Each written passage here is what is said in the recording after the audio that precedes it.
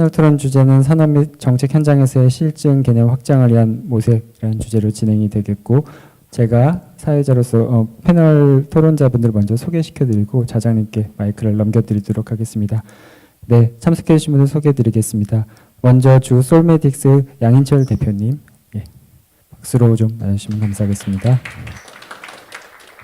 다음 한국기계연구원 나노공정연구실의 유영은 실장님, 남원 과학기술정보통신부 성장동력기획과 방현호 과장님, 다음은 스태프 국가연구개발분석단의 조용래 부연구위원님 자리해 주셨습니다. 그리고 오늘 패널 좌장님은 스태프 혁신 본부장님. 네. 네, 그럼 황성원 본부장님께서 패널 토론을 이어가 주시도록 하겠습니다. 네, 황석원입니다. 오늘 아주 정말 흥미로운 발표를 잘 들었습니다. 전 사실은 실증은 당연히 하는 줄 알았어요. 물론 이제 다들 하고 계시겠지만 이렇게 특별하게 패스트 팔로워에서 퍼스트 무버로 가기 위해선 실증에 특별히 주안점을 두고 우리가 정책 연구도 할 게 많고 또 기업 현장에서 같이 R&D 쪽하고 협력해야 될 게 많구나 하는 걸 새삼 느꼈습니다. 가만히 발표를 듣다 보니까 누가 하지 실증을 이런 생각이 들었어요. 그러니까 의사결정 주체가 누구냐 이런 관점인데요. 제가 보기에는 연구를 수행하는 쪽에서 주도하는 경우도 있을 것이고 또 실제로 그 기술을 쓰는 쪽, 그러니까 주로 기업이 되겠죠. 기업이 주로 의사결정을 주도하는 경우도 있을 것 같아요.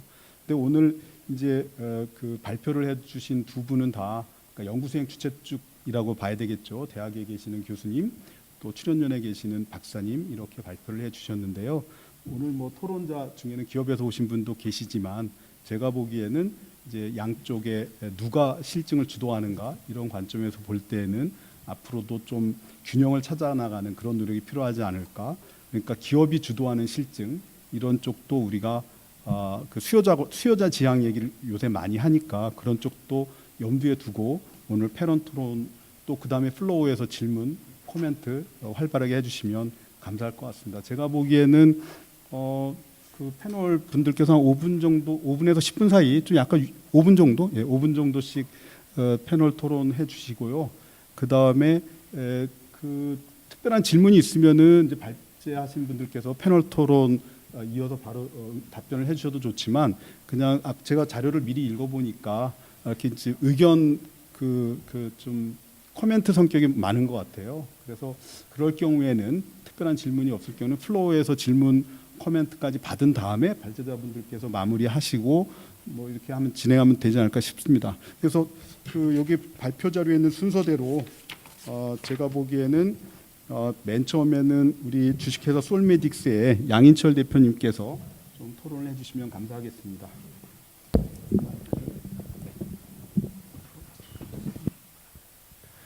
네, 안녕하십니까. 방금 소개받은 솔메딕스의 양인철이라고 합니다. 저는 의료기기를 개발하고 있는 스타트업 벤처 기업이고요. 제가 주로 하고 있는 일은 임상 선생님들이 가지고 있는 현장에 있는 아이디어나 니즈들을 발굴을 해서 제가 새로운 가치를 담아서 어떻게 제품화를 사업화를 효과적으로 할 수 있을지에 대한 고민을 하고 있는 기업입니다. 그래서 그거에 따라서 이제 저희가 제품화는 어떤 제품들을 개발하고 있는데요. 앞서 김현덕 교수님께서 말씀하신 것처럼 의료기기 분야에서는 실증이 가장 중요합니다. 이게 실증이 되지 않으면 당연히 산업화로도 이어지기 어렵고 말씀하셨던 제품 허가라든지 심평원에서 수가 받는 부분에서 가장 문제가 될 수 있는데요. 저희는 이러한 부분들을 조금 어떻게 하면 제품화나 사업화를 진행했을 때 효과적으로 수익을 만들 수 있을지가 가장 고민이었습니다. 그러한 고민들을 하다가 저희는 사업 기획 초기 단계부터 실증에 대한 개념을 저희가 도입을 했고요. 그래서 저희는 제품을 개발하고자 하는 제품들이 아이디어 단계에서부터 어떤 특허라든지 실증 연구가 끝난 단계 여러 가지 단계들이 있는데 이런 것들을 크게 4가지 단계로 나눠서 저희가 실증을 진행을 하고 있습니다. 그래서 초기의 아이디어 단계에서는 그 다음 단계로 저희가 연구를 할지 말지 어떤 디시전 의사결정을 하는 수단으로서의 실증을 사용하고, 그렇게 해서 시제품이나 시작품에서 시제품으로 넘어가고, 그 이후에 저희가 양산을 결정할 때 그러면 그 실증 연구를 가지고 그 결과를 가지고 그 양산에 대한 결정을 하는 그런 의사결정으로 사용을 하고 있는데요. 이것들이 초반에 선행되지 않으면 저희가 고민했던 건 제품을 다 만든 후에 판매를 하려고 하는데 말씀하셨던 것처럼 심평원에서 수가를 못 받는 경우도 있을 수 있고요. 또 허가를 받는 과정에서 어떤 실증 연구가 부족하기 때문에 허가를 받는 과정에서 이런 연구를 더 해야 하라, 이런 검증을 더 해야 하라라는 그런 요구 사항들이 늘어날 수 있어서 그 얘기들은 결국엔 기업 입장에서는 코스트가 늘어날 수밖에 없거든요. 제품을 출시해야 되는 시기가 늦춰지기 때문에 저희는 그래서 그러한 부분들을 최소화하고 효율적으로 하기 위해서 각 단계별 그런 검증 단계들을 진행을 하고 있고요. 그래서 이런 부분들을 저희가 기업 단독으로 어떤 실증 연구를 하게 되면 어떤 객관성이라든지 저희가 리스크 매니지먼트가 되지 않을 것 같아서 저희가 대학병원이랑 이런 것들 허가나 이런 부분들 전문적으로 하는 CRO 기업과 저희 솔메딕스가 함께 이러한 기준들을 조금 마련을 했었습니다. 그래서 그러한 기준들을 바탕으로 저희가 실증에 대한 개념을 넣고 있고, 그래서 임상 선생님들이 교수님께서도 선생님들이랑 많은 연구를 하시면서 시행착오를 많이 겪으셨겠지만 그런 부분들을 좀 효과적으로 할 수 있도록 저희가 하나의 플랫폼을 만들어서 모자이크 플랫폼이라는 것들을 가지고 저희가 기술 사업화를 하고 있고요. 저는 창업을 하기 전에는 그 대학과 병원에서 연구원 생활하면서 기술을 개발하고 기술을 이전을 했던 경험이 있었습니다. 근데 그때 가장 현실적으로 기술 이전이나 이런 사업할 때 어려웠던 점들은 기업은 기술을 가져가고 싶지만 이 기술이 정말 사업화 성공할 수 있을까의 의문들을 갖고 있습니다. 그러면 거기에 대한 의료기기는 더군다나 임상이나 어떤 환자한테 사용했을 때 문제가 없는지를 확인하기 위한 데이터들이 있어야 되는데 그 데이터나 그런 것들 근거로 기술 이전을 하고 사업화를 결정할 수 있는데 그런 것들이 어떻게 보면 마련되지 않으면 기술 이전도 안 되고 기술 이전 후에도 기술 사업화가 어렵다라고 판단을 했고요. 그래서 그러한 부분들에 대한 중요성을 저희가 인식해서 어떤 사업 모델로 창업을 해서 그런 것까지 비즈니스 모델까지 만들고 있는 중이긴 합니다. 그래서 그 과정 중에서 가장 중요한 거는 어떻게 제품을 기획 단계부터 제품화까지 갈 때는 저희가 컨셉을 만들 수 있는데요. 그 컨셉을 규정하는 단계들, 프루프 컨셉, 여기서 이제 POC라고 할 수 있는데요. 이런 부분들을 통해서 사업화의 가능성을 검증할 필요가 있습니다. 그래서 이 검증 과정을 통해서 신뢰성을 확보하고 데이터들을 만들고 이걸 통해서 빠르게 제품화를 할 수 있는데 일반적으로 저희는 이제 스타트업이고 벤처기업이고 또 저희보다 더 큰 중소기업일 경우에도 이러한 그 검증하는 연구를 기업 자체로 스스로 하기에는 상당히 현실적으로 어렵습니다. 이게 어떻게 보면 검증을 해서 성공해서 제품화로 될 수도 있지만 검증했을 때 이것들이 사업화의 가능성이 떨어지고 어떤 수익성이 떨어진다 그러면 과감하게 포기도 해야 되거든요.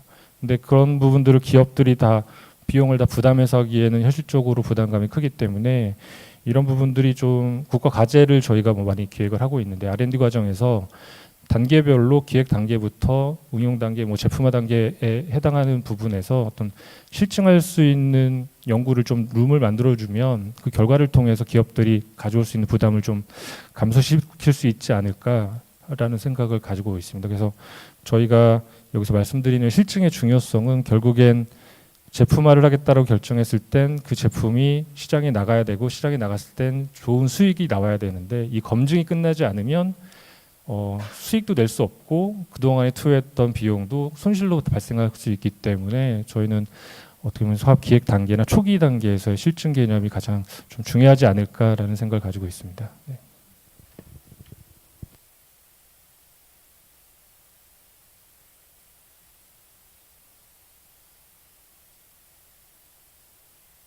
예, 안녕하십니까. 한국기계연구원의 나노공정실에 있는 유영은입니다.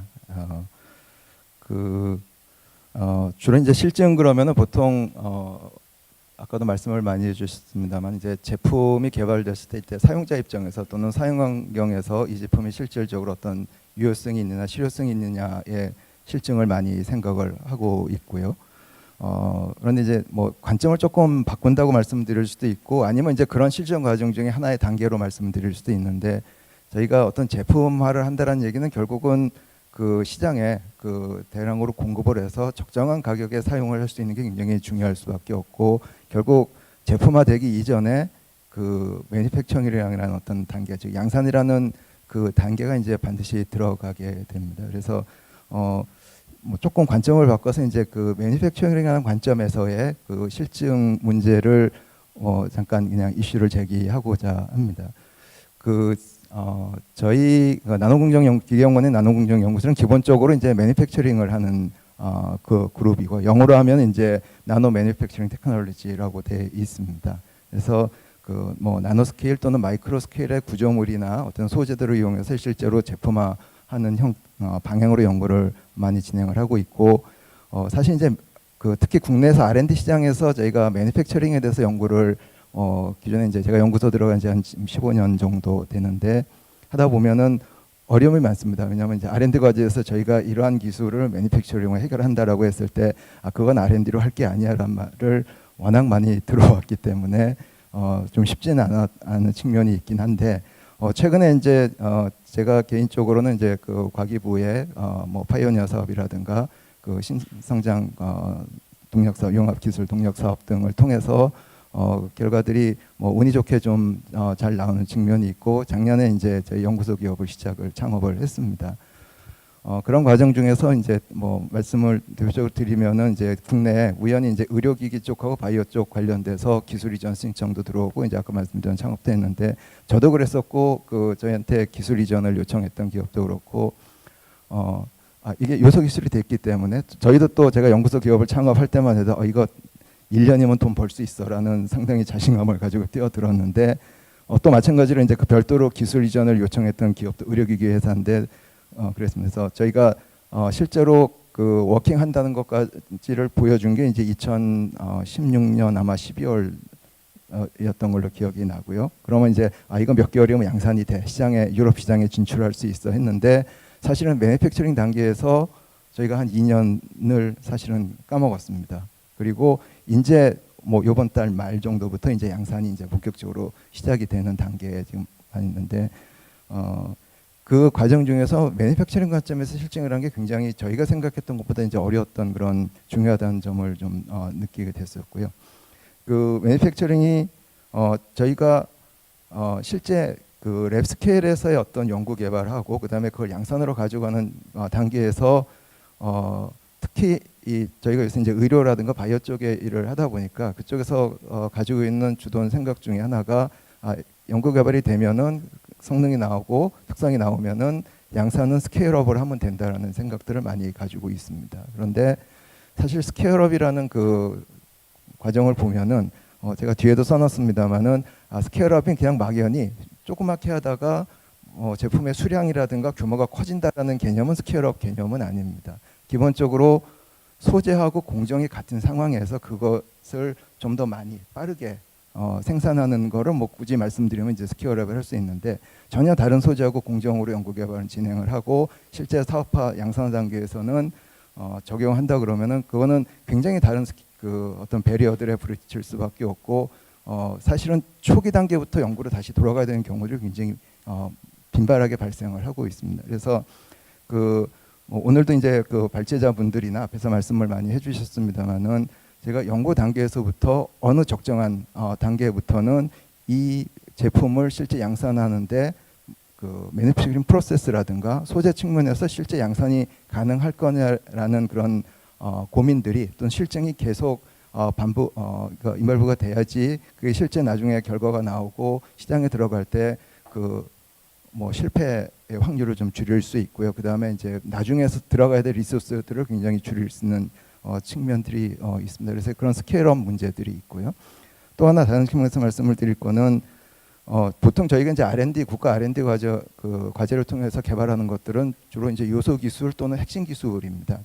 그래서 뭐 물론 이제 아까 비행기처럼 전체 시스템의 개발을 목적으로 이렇게 뭐 전체적으로 진행되는 과제도 있습니다만은, 많은 R&D는 뭐 어떤 제품에 들어갈 수 있는 어떤 요소 기술, 신기술이라고 보통 저희가 얘기하는 이제 핵심 기술 측면에서 진행이 되는데, 저희도 이제 그런 기술을 기반으로 창업까지 했고, 근데 실제 시장에서 저희가 그 기술을 가지고 제품 시장에 들어가려고 하다 보면은 제가 요새 이제 그 주변에 가끔 하는 말이 이게 하이텍이 발목을 잡는 게 아니라 로텍이 발목을 잡는다는 얘기를 많이 하고 있습니다. 그러니까 저희 기술은 나름대로 이제 신기술을 적용해서 제품화를 한다고 하는데 이제 거기에 수반이 되는 기존의 기술들, 그러니까 하나의 제품이 을 구성하는 기술을 모두 다 신기술로 구성을 할 수는 없습니다. 그러면 사실 그거는 시장에서 반드시 실패할 수밖에 없고요. 기존 기술들을 기반으로 해서 신기술 적용이 반드시 필요한데 이 신기술이라는 것이 사실은 기존 기술하고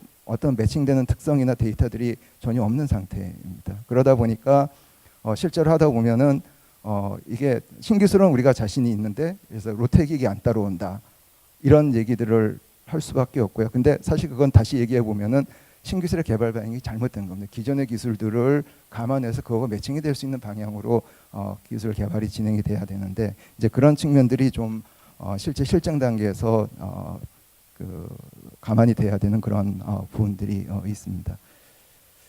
시간이 좀 있는데 하나만 더 말씀을 드리면은 저희가 이제 그 기계공학 배경으로 해서 매니팩처링을 하다 보니까 저희는 이제 만드는 데 있어서 톨러런스라는 개념이 굉장히 중요하고요. 근데 실질적으로 이렇게 그 저희 수요 시장이라고 해야 되죠. 뭐 의료든 바이오든 또는 다른 분야나 마찬가지입니다. 얘기를 하다 보면은 설계적인 측면에서 제로 톨러런스 개념의 설계들을 하는 경우들이 많이 있습니다. 그러면 이제 저희가 지금 매니팩처링 하는 사람한테 하는 것들이 자 이게 10mm짜리를 꼭 만들어 줘 이런 요구들이 들어오고 10mm 그러면은 플러스 마이너스 어떻게 되나요? 그러면 그냥 10mm여야 돼라는 보통 요구들이 많이 들어옵니다. 사실은 불가능한 거고요. 그런 설계 개념으로는 사실 이게 제품 연구는 뭐 충분히 가능할 수 있을지 모릅니다만 시장에 들어가는 굉장히 어려운 부분이고 만약에 진짜 그게 가능해서 시장에 들어갔다 그러면 그거는 제품 기술이라고는 사실 매니팩처링하는 회사가 경쟁력을 갖기 때문에 이제 이런 설계 측면에서 제로 톨러런스라는 개념도 굉장히 이제 중요하게 그 고려가 돼야 되는 그러니까 실증 단계에서 이런 것들이 같이 고려가 되지 않으면은 실제 시장에 들어가는 굉장히 어렵다라고 좀 판단을 하고 있습니다. 네, 이것을 마치도록 하겠습니다. 예, 저 감사합니다. 사실은 이제 기업 주도로 실증을 하든 또는 왜 우리가 테크놀로지 뭐 디맨드 풀 이런 얘기하는데요. 연구 수행 주체 대학이나 출연 연구 기관이 실증 사업을 받아서 주도를 하든 뭐가 됐든지 결국은 중소기업을 주로 생각한다면 정부 지원이 많이 필요한 것 같아요. 오늘 정말 어렵게 과기부에서 과장님께서 방현호 과장님께서 참석해 주셨는데요. 어떻게 지원하면 좋을지 좋은 말씀 듣도록 하겠습니다. 방 과장님 부탁드립니다. 예, 과학기술정보통신부 혁신본부에서 근무하고 있는 방현호라고 합니다. 먼저 그 실증과 관련되지 않은 측면 먼저 한번 말씀드리면 우리 강한구 단장님께서 지금 응용 연구의 비중이 좀 지나치게 적다. 그러니까 기초와 개발은 많고 우리나라 응용 연구의 비중이 적다라는 말씀을 해주셨는데 아주 전적으로 동감을 하고요. 아마 이 국가 R&D 혁신 방안도 저희들이 이제 혁신본부에서 만들어서 추진할 예정으로 있습니다. 그래서 이러한 그 연구 현장의 의견들을 저희들이 적극적으로 반영하겠다는 말씀을 드리면서 오늘 그 실증과 관련돼서 우리 김현덕 교수님 또 우리 솔메딕스의 양 대표님께서도 말씀하셨듯이 실증에 대한 필요성을 잘 정리해 주신 것 같습니다. 그리고 이제 실증을 위한 그 정부 과제의 필요성도 말씀을 해주셨는데 저도 이제 오늘도 지금 저희들이 이제 그 예산 확보 측면에서 저희 혁신본부도 예산을 총괄 조정 배분을 하기도 하지만 또 이제 국회에다가 이제 예산 필요성을 이제 강조를 해야 되는데 실증 예산을 확보하는 것이 상당히 쉽지 않습니다. 그러니까 왜냐하면 이제 정부의 R&D 예산을 이렇게 많이 지원하고 이제 20조가 넘었습니다. 근데 이제 또 실증까지 지원해야 되느냐는 여러 가지 의견들이 있는 것이 사실입니다. 이런데 그럼에도 불구하고 저희들이 실증이 상당히 중요하다고 느끼는 것은 과거의 R&D들을 뭐 여기 계신 분들께서 저보다 더 잘 아시겠지만 국민의 정부나 참여정부에 들어오면서 이제 아시겠지만 이제 실용화 사업들, 그러니까 연구개발이 단순히 연구개발이 끝나서 아니라 산업이나 경제적 파급효과가 커야 되겠다라는 그런 측면들이 논의가 됐다면 지금은 그 기술 개발이 산업이나 경제적 파급효과뿐만 아니라 사회 수용성까지도 높여야 된다라는 그런 측면들이 많이 강조가 되고 있습니다. 그래서 뭐 지금 그 김현덕 교수님께서 말씀하시고 양 대표께서 말씀하셨지만 의료 분야가 가장 문제가 되는 게 결국은 신뢰 문제입니다. 신뢰. 그 데이터도 마찬가지고 그 사회적 수용성을 얻기 위해서는 이제 규제 측면에 대한 것들도 필요하고 그래서 저희 뭐 과기정통부에서도 지금 사회 문제형 R&D 사업들에 대해서는 지금 실증이나 실용화를 필수적으로 하고 있습니다. 그리고 이제 실증에 대한 정부 지원도 확대하려고 노력하고 있고요. 저희 과기정통부뿐만 아니라 다 많은 부처에서도 지금 이제 실증 지원 예산 사업들을 올해 신규로 추진하는 사업들이 있고 내년에도 이제 신규로 추진하는 사업들이 있습니다. 그래서 그런 사업들에 대해서 지금 관심이 있으신 분들께서는 참여를 하시면 좋을 것 같습니다. 그래서 실증에 대해서는 뭐 법 제도 개선이나 새로운 시장 수요 창출 그리고 데이터에 대한 그 결정력을 높이는 측면 그리고 이제 마지막으로 아까 제일 중요한 말씀을 해주셨는데 융합형 R&D 핵심 도구다 이런 말씀을 해주셨는데 저도 이제 업무를 하면서 느끼는 게 이제 이런 그 예전에 R&D 사업들은 이제 기술 분야 위주로 되어 있었지만 요즘에 R&D 사업들 보면 신규 사업들 보면 대형 R&D 사업들이 이제 미세먼지나 이렇게 테마 위주로 많이 되어 있습니다. 테마 위주로 되어 있다 보니까 상당히 다부처적인 성격들, 환경부, 과기정통부, 그다음에 해수부 이런 제가 평소에 전혀 접해보지 않았던 부서의 사람들과 같이 일을 해야 되고 또 마찬가지로 많은 기관들 평소에 같이 일해보지 않았던 기관들과도 같이 해야 되기 때문에 상당히 융합적인 자세가 많이 필요하고 그걸 일하면서 많이 느끼는 게 용어가 다릅니다. 용어가 서로 똑같은 그 현상을 쓰는 용어들이 다 다르시더라고요. 그래서 이런 측면에 있어서 상당히 융합적 R&D가 필요하다는 김현덕 교수님의 의견에 전적으로 동감합니다. 자세한 사항은 아마 또 질문이 있으시거나 아니면 추가 시간 있으면 말씀드리도록 하겠습니다.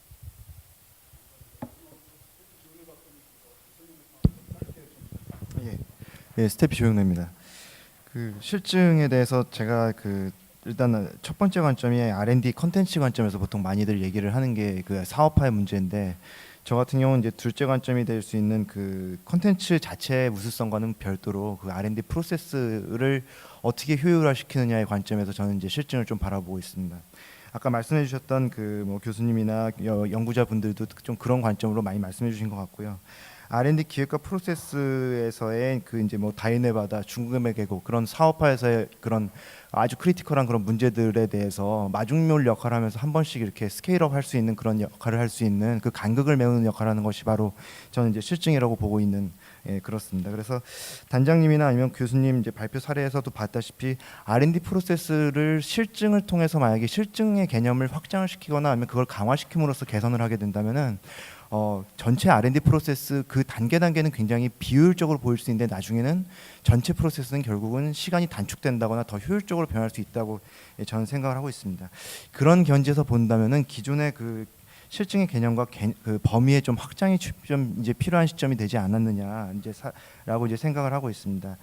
발표자분들께서도 이제 언급하셨듯이 이제 각종 그 검증 작업들은 큰 범주에서 봤을 때는 결국은 이제 광의의 개념으로 좀 확대가 될 필요가 있다는 것입니다. 그래서 보통은 RTRL 5에서 7단계 정도에 해당되는 부분에서의 이제 협의의 개념에서의 보통 실증들이 이제 많이 이루어졌다고 본다면은 이제는 POC에 해당되는 그 개념 증명 단계 그런 단계에서부터 이 실증의 개념들을 그 단계의 성격에 맞게 여러 가지 개념의 성격을 맞게 이제 그러니까 적용을 해가지고 좀 활용을 하는 것이 굉장히 필요하다고 생각합니다. 이렇게 본다면 결국은 그 수요자 지향적 기획과 이제 그 규제 발굴 개선 그런 노력들이 좀 필요하다고 볼 수 있습니다. 일단은 그 사용자가 원하는 그 스펙에 대해서 명확하게 하고 그리고 이제 구체적인 어떤 구현 가능성을 일단 그 타진해 볼 필요가 있고요. 이 과정에서는 당연히 이제 이 규제에 대한 문제들이 아주 사전에 검토가 될 수밖에 없습니다. R&D 다 끝내놓고 그때 와서 규제 문제가 걸리게 되면 그동안에 R&D 했던 내용들이 다 수포로 들어가는 그런 비효율성이 굉장히 극대화가 될 수 있기 때문에 만약에 POC 단계에서부터 실증의 개념들을 확장을 시켜가지고 만약에 적용을 하게 된다면은 조금 더 그 효율적인 R&D 프로세스가 정립될 수 있지 않을까라는 생각입니다. 이거를 이제 저는 이제 그 일종의 그 R&D 전주기형 이제 실증이라는 개념으로 이제 좀 생각을 하고 있는데 이런 R&D 전주기형 실증 관점에서의 정책 연구 기능을 좀 더 강화를 한다면은 앞으로 이 R&D 사업화 그다음에 R&D를 했던 그 프로세스 자체에 대한 연결을 시킬 수 있는 핵심 역할로서의 그 실증에 대한 어떤 논의가 더 풍부해지지 않을까라고 생각하고 스태피에서도 뭐 올해 그다음에 내년부터 해서 계속 그런 실증 연구에 대한 그 정책 기능을 어떤 식으로 그 잡아가야 될지에 대해서 그 연구하는 그런 노력들을 게을리하지 않도록 하겠습니다. 감사합니다. 예, 감사합니다. 이거 토론자분들께서 시간을 잘 지켜주셔서 패널 분들께 그 플로우에서 질문을 많이 해주실 수 있는 룸이 생긴 것 같아요. 예, 요 질문 부탁드립니다. 예, 안녕하십니까. 항공원자력연구원 기술정책연구실의 이태준입니다. 저는 사실 그 실증을 현장에서 R&D 프로젝트로 한 8년을 했고요. 그 다음에 실증에 대한 기획이나 정책 연구를 그 다음에 한 20년을 해봤는데, 그게 뭐냐면 사실 R&D를 할 때 실제로 지금 어떤 R&D 개념 자체도 많은 분들이 좀 혼돈을 해서 쓰시는데, R&D를 일단 한다 그러면 일단 실증까지 다 끝나는 개념을 얘기를 합니다. 기술 혁신의 관점에서 실증이 세 가지가, 하나는 기술, 또 하나는 제품 실증을 해야 되고, 마지막에 시장 실증을 하게 됩니다. 그런데 오늘 발제자 두 분이 얘기하신 것 중에 우리 그 항우연에서 오신 분은 기술 실증을 주로 중심을 얘기하신 거고, 두 번째 경북대 교수님은 이제 아주 제품, 상품화되는 실증에 대해서 두 번이 얘기를 했는데, 만약에 지금 이 실증이라는 용어가 지금 처음 나온 게 아니라 R&D를 하려면 당연히 성과를 평가를 해야 되는데, 거기에 보면 반드시 기술 개발이라는 용어, 아주 애매모호한 용어가 있거든요. 근데 실제로 그 프로젝트는 실증이 안 되면은 그 프로젝트의 성과를 평가할 수 없는 거예요. 위원회들이 모여가지고 이렇게 하니까 이거 어느 정도 된 겁니다. 이게 아니고 당초부터 원래 R&D 프로포절에는 그 실증의 요소가 포함이 돼 있어야만 하는 거예요. 그게 기초 연구가 됐든 응용 연구가 됐든 상용화 연구가 됐든. 그래서 저는 오늘 사실 성과 창출 해법의 새로운 개념이 아니라 기존에 있던 R&D 매니지먼트를 실증 중심으로 하게 되면 그 실제로 연구자들도 굉장히 효과적으로 할 수 있고, 그거를 관리하는 관리 기관도 굉장히 효율가 있습니다. 마지막으로 좀 그 조영래 박사님이 얘기하신 내용에 대해서 좀 말씀을 드리면, 실증이 이걸 확정해야 되는 게 아니라 기존의 기술 혁신과 R&D 매니지먼트 실증을 보다 더 충실히 하는 게 좀 필요하다고 생각을 하고요. 두 가지로 봐서 아까 황우연에서 말씀하신 그 다프라 방법과 탐색적 방법과 그다음에 노모티브한 그 실증의 두 가지 프로세스가 있다면, 하나는 수요가 분명히 있을 때는 황우연에서 하신 게 맞지만은 소위 말해서 레디컬 이노베이션을 할 때는 그 실증을 그렇게 할 수는 없거든요. 그러면 실증의 방법에 대한 합의가 굉장히 중요하고요. 그래서 그런 부분이 선도형에서 레디컬이냐 아니면 이게 기존의 추격형을 우리가 그 검증해서 만드는 거에 대해 굉장히 다를 것 같아요. 또 하나는 최근에 이제 그 대형 우주선이라든가 아니면 저희가 전혀 가보지 못한 것들에 대한 그 실증 비용이 굉장히 많이 들고 있거든요.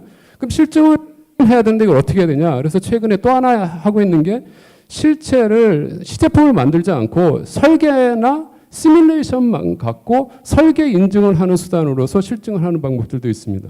그러니까 지금은 제가 오늘 너무 중요한 얘기들을 한꺼번에 많이 들었는데 제 나름대로 정리를 해보면 R&D 매니지먼트가 진짜로 가려면 기초연구나 응용연구나 개발연구나 상관없이 이게 실증 중심으로, 그러니까 이미 있던 얘기인데 그걸 좀 더 실증 중심으로 강조해서 매니지먼트를 하게 되면 연구자나 실제로 그걸 투자하는 사람이나 중간에 관리하는 사람이나 굉장히 효율적으로 효과적으로 할 수 있다, 이런 얘기를 좀 드리고 싶습니다.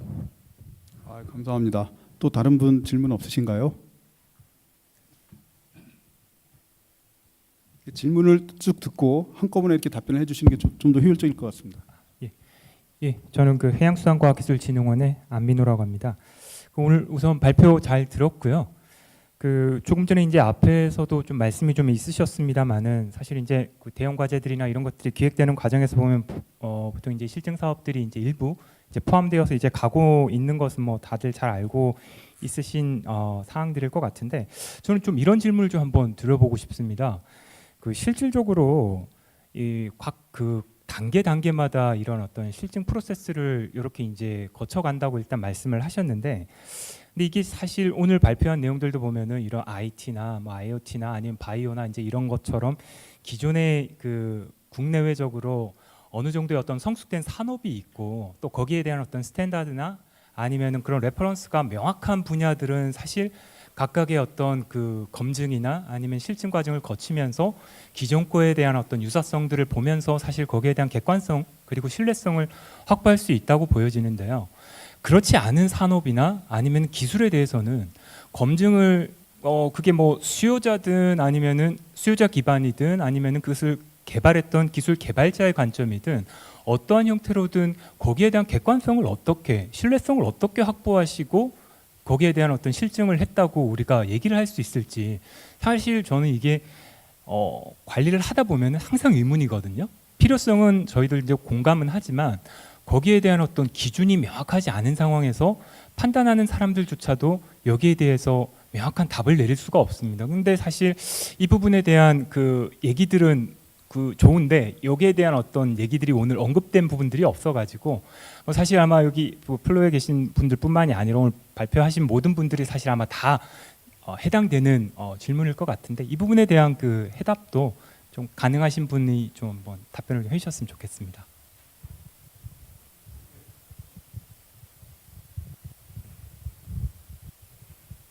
네, 저는 IITP의 황정혜라고 합니다. 그 제목이 너무 좋아가지고 직접 참관을 했고요. 발표하시는 분들, 연구자들의 그 발표 내용을 들어보니까 정말 연구 현장에서 굉장히 치열하게 노력을 많이 하고 있다라는 느낌을 받아서 사실 개인적으로는 감동을 받았습니다.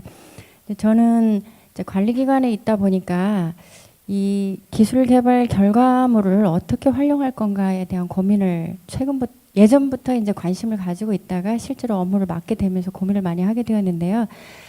보니까 이제 이 R&D 프로세스 단계에서 뭐 아까 3가지 실증 단계를 말씀하셨지만 그 단계를 다 넣게 된다 그러면 연구자의 부담이 더 커지지 않을까라는 생각이 들고 실증을 하려 그러면 장비들이 또 들어와야 되잖아요. 그러면 또 그 장비를 운영을 하는 연구자가 다 할 수 없으니까 그런 부분들이 조금 있고 그래서 지금 기술 사업화 기능이 많이는 하고 있지만 거의 우리나라에서는 마비가 되지 않았나 이런 생각이 조금 많이 들어서 기술 사업화의 그 보조라는 단어가 좀 어울리지는 않지만 기술 사업화를 잘하기 위한 어떤 서브 수단으로 이 실증을 잘 정리를 해 주신다라고 하면 그렇게 해서 기술 사업화 기능을 좀 더 강화시킨다라고 하면 그 연구자의 부담을 좀 덜어줄 수 있고 보다 시장에서 가깝게 볼 수 있는 전문가 영역이 새로운 일자리로 이렇게 잘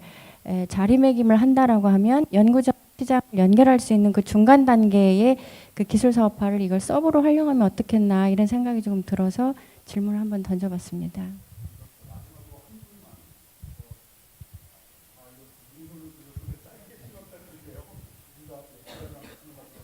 네, 저는 한국연구재단 이은지입니다. 저는 실증 지원 형태에 대해서 잠시 생각을 해봤는데요. 그 실증 연구 자체가 정형적이지 않고 또 연구개발 과정에서 지속적인 환류가 필요하다는 그런 특성이 있는 것 같습니다. 그래서 이 2가지 특성을 토대로 볼 때 이걸 별도의 실증 사업에 맞는 것인지 거기에 대한 고민이 것 같습니다. 한시적인 별도의 사업보다는 예를 들자면 주관기관 자체적으로 산업 분야별로 실증 지원 조직이라든지 이런 형태로 한시적이지 않은 그런 걸 했을 때 주관기관에서 갖는 어려움이라든지 뭐 이런 게 있는지 좀 궁금합니다.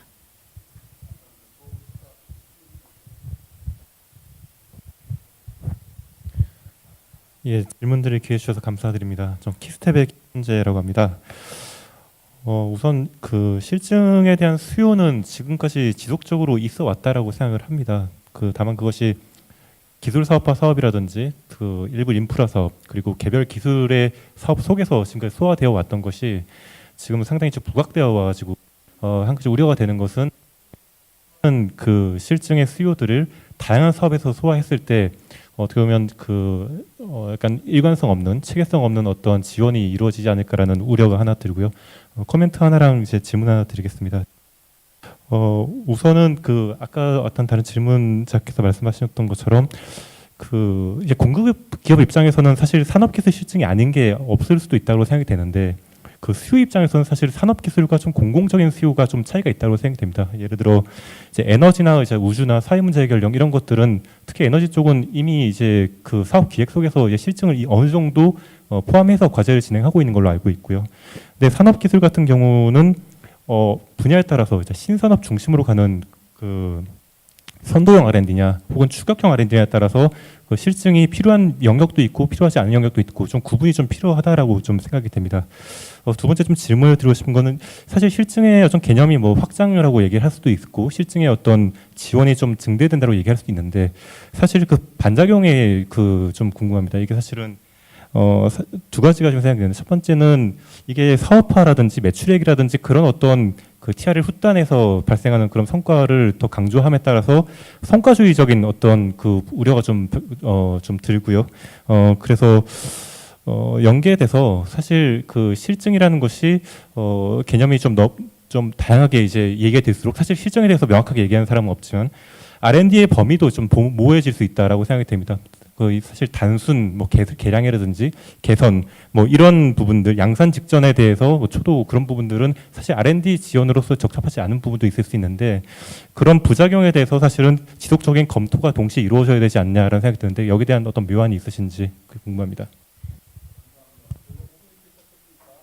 오늘 그 발표하신 분들하고 패널 분들께서 3분씩만 좀 답변해 주시면 감사하겠습니다. 먼저 순서대로.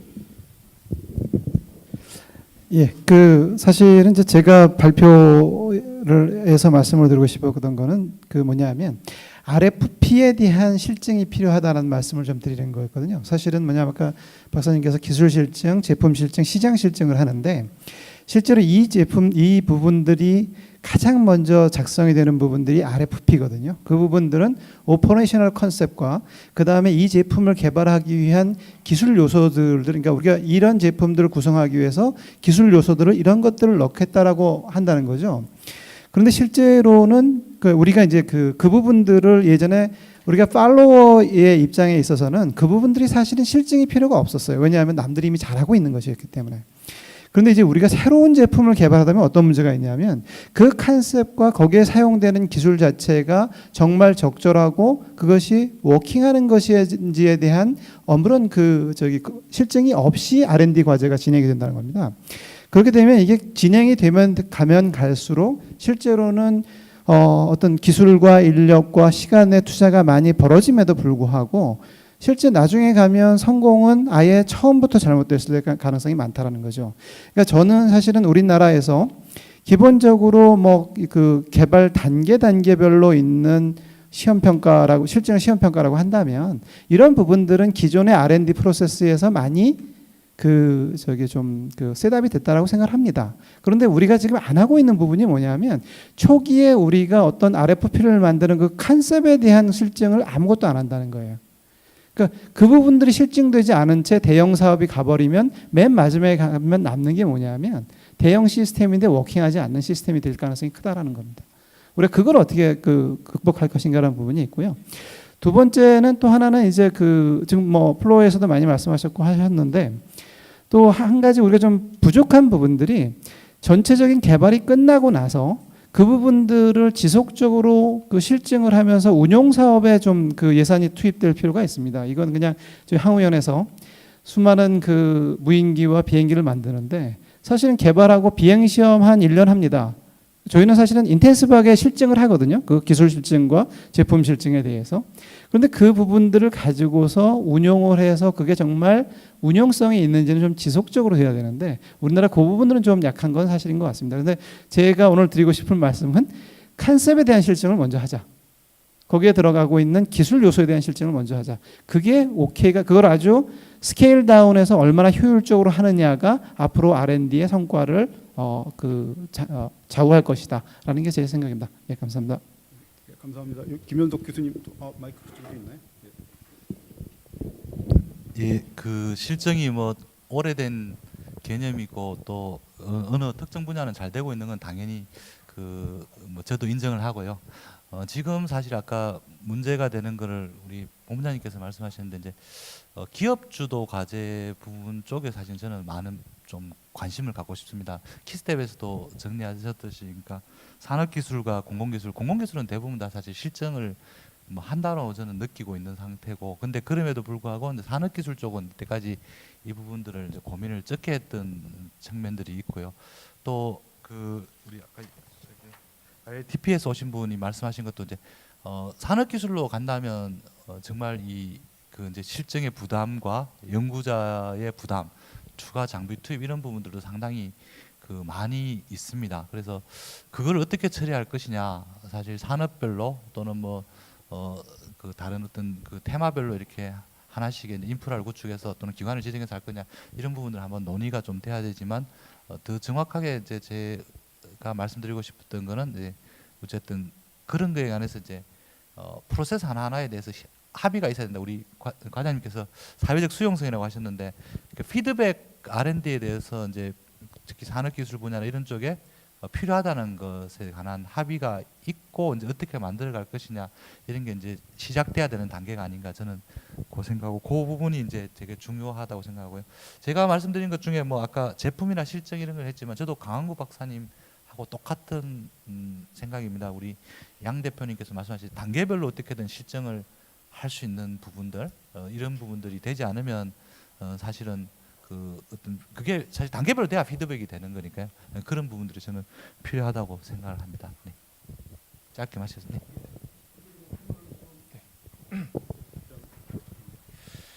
저는 아까 그 기술 사업화의 수단으로서의 실증이 필요하다고 말씀하셨던 거에 저는 되게 동의하는데요. 제가 기술 이전을 하려고 할 때 가장 큰 허들은 좋은 컨셉이고 잘 개발했고 기술 좋은데 이게 정말 안전한 거고 시장에 나갔을 때 수익을 낼 수 있고 이런 것들에 대한 데이터가 있나요? 라는 질문을 많이 받았거든요. 기술 마케팅을 하러 다닐 땐. 근데 그런 데이터가 없으면은 기술을 도입하려는 기업이나 그런 부분들에서는 그러면 그런 데이터가 나온 후에 다시 테이블에 만나서 얘기해 봅시다 라는 말들을 많이 들었습니다. 제가 그런 것들은 학교나 이런 데서 이제 연구기관에서 하다 보니까 그게 현실적으로 연구기관 안에서 그런 부분들에 대한 자료를 만드는 건 현실적으로 너무 어려웠고요. 그래서 저는 이제 그러한 모델들이 중요하다고 생각해서 나와서 창업한 것도 어떻게 보면 빛을 발하지 못하는 기술과 어떤 아이디어들을 사업화를 좀 잘 해보자라는 컨셉으로 저희가 창업을 했는데, 저희는 의료기기를 하다 보니까 의료기기 시장은 국내 시장은 전 세계 1%밖에 안 됩니다. 그래서 저희는 마켓을 국내만 바라보고 있는 게 아니라 해외 시장을 당연히 타겟을 해야 되는데요. 저희가 바라보는 비즈니스 모델은 제품을 개발해서 판매해서 수익을 올리는 모델도 있지만, 어떻게 보면 빛을 발하지 못하는 기술을 잘 밸류업 해가지고 이것들을 정확하게 저희보다 더 크게 사업화할 수 있는 기업이나 이런 데 기술 이전하는 것들도 저희의 하나의 수익 모델이 있습니다. 이런 과정에서 저희가 그 글로벌 전 세계 1인 의료기기 회사인 메트로닉이라는 회사가 국내에서 이제 얼마 전에 발표를 할 때 제가 같이 참석해서 발표를 했었는데, 거기에서 주요하게 기술을 서치하고 다니시는 상무님께서 하시는 말씀 중에 하나가 눈높이가 안 맞다라는 말씀을 하셨거든요. 보통 국내 연구진들이나 음상 선생님들이 기술 이전을 하기 위해서 기업들을 만나는 단계는 아이디어 단계나 특허 정도를 가지고 기업들을 찾아갑니다. 이거 좋은 기술인데 너희들이 한번 사업화해봐. 근데 기업들이 받아봤을 땐 실증에 대한 연구 검증 결과도 없고 비즈니스 모델도 없고 사업화에 대한 전략도 없는데 이걸 어떤 가치로 어떻게 기술 이전을 도입을 하지라는 퀘스천이 생기더라고요. 그러니까 저희가 기업의 입장에서 되니까 그 부분 때문에 좋은 기술이어도 도입이 어렵겠구나 생각이 들었는데, 메트로닉의 그 상무님께서 하시는 말씀은 메트로닉도 국내 기업들에 대한 기술에 관심이 있다. 기술을 도입할 수 있고 회사를 살 수도 있다 말씀하시지만, 그러려면 적어도 동물 실험이나 임상 시험 그런 실증의 데이터를 가지고 와서 너희들이 생각하는 컨셉이 어떻게 효과적이고 사업할 수 있다라는 모델을 가지고 와야 그때 테이블에 앉아서 살래 말래 얼마에 살래 할 수 있는 얘기가 가능하다고 말씀하시더라고요. 그 얘기는 결국엔 저희가 모든 뭐 중소기업이나 스타트업, 저희 같은 이제 작은 기업들은 그런 데이터들을 솔직히 만들기는 어렵습니다. 근데 그걸 만들지 않은 상황에서 어떤 R&D 성과는 요즘에는 제가 느끼는 거는 사업화, 특허 얼마나 냈고 사업화 기술 이전 얼마나 했고 그 금액이 얼마인지에 대한 물음들을 많이 하시더라고요. 근데 그게 가능하려면 결국엔 사업화 기술 이전이 되려면 이 데이터가 기본이 돼야 그 결과가 나올 수 있는데 그거 없이 그것만 묻기 때문에 좀 어렵지 않나. 제가 가장 황당했던 건 과제를 하고 1년 차에 실사를 평가를 받았는데 평가위원 중에 한 분이 그래서 기술 이전 실적은 몇 건이나 됩니까? 라는 질문을 받았습니다. 저희의 컨셉은 아이디어 단계부터 개발하는 거였는데 시작품밖에 안 만들었는데 기술 이전에 대한 성과를 들이매니까 이거는 되게 많지 않는 눈높이더라고요. 그래서 저는 그런 경험을 하다 보니까 그래서 실증에 대한 부분들이 가장 중요하다고 생각을 했고, 저희는 사업을 하다 보니까 결국엔 디시전 메이킹이 가장 중요하거든요. 잘못 판단하면 끝에 가서 그동안에 투여했던 게 다 손실이기 때문에 그 저희가 사용하려고 저희가 스텝별로 검증하는 단계를 만들자라고 해서 저희가 작년에 미래부가제로 아까 말씀드렸던 대학병원과 저희랑 그 어떤 실증에 대한 기준들을 만들었습니다. 아까 플로어에서 그 기준들이 얼마나 신뢰할 수 있느냐라는 질문하셨는데 당연히 신뢰하는 건 되게 어려울 것 같은데요. 저희는 되도록이면 그걸 객관화하고 어떤 저희는 이제 의료기기에 특화하기 때문에 의료기기에서 쓸 수 있도록 많은 전문가들과 이런 피드백을 통해서 하나의 그 기준들을 만들었거든요. 2단계선 적어도 이런 부분들은 검토하고 넘어가야 돼. 그래야지만 그 단계 넘어가야지만 할 수 있고 그 다음 넘어갔을 땐 적어도 이 정도는 해야 되라는 기준을 좀 만들어서 저희는 좀 그렇게 활용을 하고 있는 중이긴 합니다. 네. 남으셨는데요. 세 분 남으셨는데요. 그 요 순서를 아마 이제 그 마지막에 정부 지원 이게 중요한 이슈가 남아 있으니까 유영은 실장님하고 그다음에 조영래 박사님께서 답변하시고 마지막으로 방현호 과장님께서 좀 랩업하시면 좋을 것 같습니다. 예. 그 앞에서 뭐 워낙 좋은 말씀을 많이 해주셔서요. 제 관점에서 이제 몇 가지만 말씀을 드리겠습니다. 그 일단은 기존에 이제 기술이 없는 경우에 그 객관적인 실증이 가능하냐라는 관점에서 보면 아까 말씀해 주셨듯이 사실은 말씀하셨듯이 없기 때문에 이제 실증이 더 필요하다라고 지금 느끼고 있고 그 실제로 지금 진행을 하다 보면은 저희 그 국내 특히 중소기업 같은 경우에 분명히 핵심 기술은 굉장히 우수합니다. 그런데 저도 이제 회사를 시작하면서 그 뭐 이쪽 바이오 쪽에 시장이나 이렇게 다니다 보면은 기술은 우리가 특히 이제 어떤 매니팩처링이나 기계 기술 관점으로 굉장히 인프라도 좋고 기술도 좋은데 왜 저 시장을 우리 국내 기업들은 못 들어갈까라는 의문을 가졌었고요.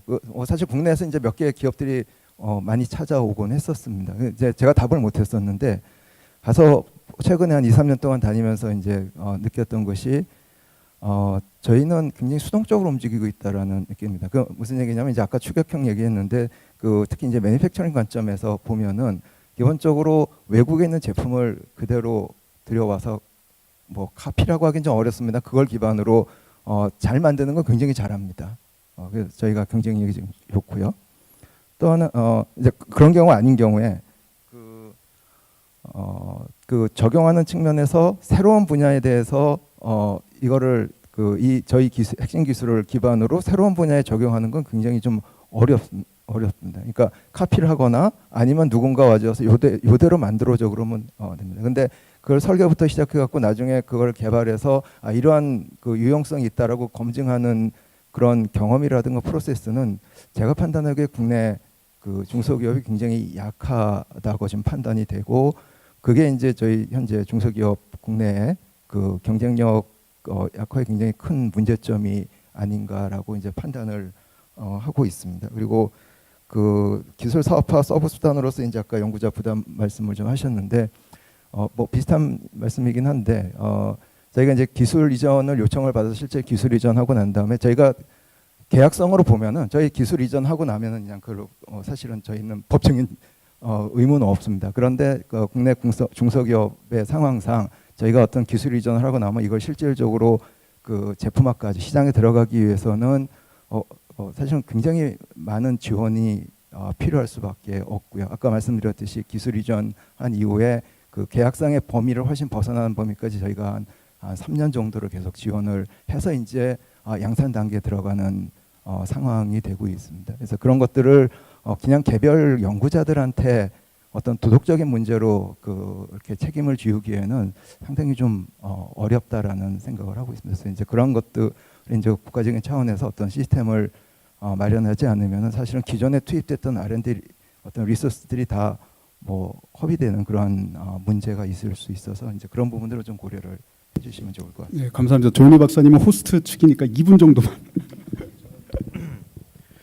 네, 아까 그 일단 본부장님께서 말씀하신 말씀 중에서 이제 실증 중심의 R&D 매니지먼트, 그러니까 실증이라는 개념 자체가 R&D 전체에 그냥 좀 녹아 있는 개념으로 저도 지금 보고 싶은 겁니다. 그러니까 뭔가 실증이라는 걸 자꾸 분리해가지고 보는, 전주기라는 것도 분리해가지고 보는 개념이라기보다는 R&D 매니지먼트 그 자체가 실증 중심으로, 그러니까 실증을 안 하고 있는 게 아니라 실증을 하고 있는데 그 실증의 내용을 얼마나 충실하고 내실 있게 해야 되느냐, 그 말씀, 그런 지적해 주시는 게 굉장히 인상적이고, 그런 견지에서 봤을 때 아까 그 플로어에서 나왔던 질문 중에 이제 성과주의적이라는 그 지적이 분명히 있을 수 있습니다. 근데 이제 일단 그 저희가 잡고 있는 그 실증이라는 개념은 이런 개념, 이런 전주기형 개념, 그다음에 굉장히 연구자한테 어떤 부담, 버든을 좀 줄 수 있는 그런 개념이 모든 R&D의 단계, 그러니까 모든 R&D의 성격을 막론하고 적용돼야 된다는 그런 의미는 사실 아닙니다. 목표가 명확하고, 아까 예를 들었던 국방 R&D 같은 케이스가 굉장히 명확한 목표를 갖고 있는 R&D 케이스입니다. 이런 케이스 같은 경우는 단기간 내에 굉장히 최적화된 그런 성과물을 만들어내야 되는 그런 그 어떤 임무를 갖고 있고 미션을 갖고 있습니다. 그런 케이스 같은 경우는 이런 실증의 요소들을 아주 잘 적절하게 활용한다면은 굉장히 좋은 성과를 만들어낼 수 있다는 것입니다. 그 어떤 호기심과 그다음에 지적 그 탐색에 의해서 그 연구 개발을 하는 그런 어떤 또 기초 연구의 분야에서 무조건 이거를 적용해야 된다는 그런 의미는 저도 뭐 생각하고 있지는 않고요. 그 R&D의 성격이나 특성이 어떠냐, 얼마나 목표 지향적이고 얼마나 수요자 지향적이고 규제의 문제나 그런 제도권의 문제를 같이 해결해야 되는 그런 R&D의 성격이냐에 따라서 이 실증의 개념도 좀 다르게 적용될 수 있기 때문에 연구자의 부담이라는 것을 오히려 나중에 미션 오리엔티드된 것 같은 경우는 연구자의 부담을 나중에 줄여주기 위해서라도 굉장히 잘 기획된 것들이 나중에 시행착오도 줄일 수 있는 그런 문제, 그런 효과를 발휘할 수 있다고 생각합니다. 그래서 그 성격이나 특성에 따라서 또 다르게 적용하는 그런 운용의 묘도 좀 필요하다고 보기 때문에 저도 이제 그런 관점에서 이제 말씀을 드렸습니다.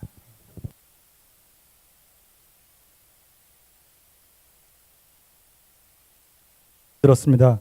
그 실증에 대해서 아마 뭐 여러 가지 의견이 있고 실증도 아마 단계별로 다 많이 차이가 있을 것으로 생각이 드는데, 아마 이제 기술 실증이나 제품 실증에 대한 뭐 많은 말씀들을 해주셨는데, 그런 것들은 이제 정부 차원의 것도 중요하지만 연구를 담당하고 계시는 그 정부 출연 연구기관이나 대학, 그 다음에 연구관리 전문기관에 계신 분들, 특히 그 출연연의 기술사업화 조직이나 인력에 대한 확충, 그리고 그 기술사업화 마인드, 이런 것들도 상당히 중요하지 않은가 생각이 들고요. 저는 오늘 말씀드리고 싶었던 게 이제 시장 실증 측면입니다. 그래서 이제 지금 뭐 정부에서 다 지원해 줘야 될 측면보다도 지금 이제 그 어떤 그 혁신 성장과 관련된 그 첨단 기술들이 사회 문제, 뭐 리빙랩이나 이런 곳으로 활용되는 측면에 있어서의 그 어떤 그 다부처적인 성격에 대해서는 정부에서 지원해 줘야 되지는 않겠느냐, 이런 말씀을 드리고 싶습니다. 감사합니다. 그 오늘 아주 열띤 토론이 있었고요. 많은 정책 시사점 얻어진 것 같습니다. 좀 마지막으로 한 마디만 코멘트 드리면, 그러니까 아까 제가 패널 토론 시작하기 전에 그 기술 실증을 할 때 기업 주도로 하느냐 아니면 연구수행 주체 주도로 하느냐 뭐 이런 화두를 잠깐 던졌었는데요. 이제 그 말씀을 던진 이유가, 만약에 기업 주도로 기업이 원하는 바에 따라서 기업이 가치를 창출하기 위해서 정말 자기들이 원하는 그런 기술 개발을 하려고 할 때, 양산화를 하려고 할 때, 실증 지원을 할 때에는 아마도 실증 바우처 같은 것도 도입할 수 있지 않을까, 그런 생각이 들어서 아까 잠깐 말씀을 드려봤고요. 아이디어 찬에서 말씀드려봤습니다. 오늘 정말 열띤 토론 감사드리고요. 아마 그 마무리 김용환 박사님께서 마무리하시고 마치면 될 것 같습니다. 감사합니다.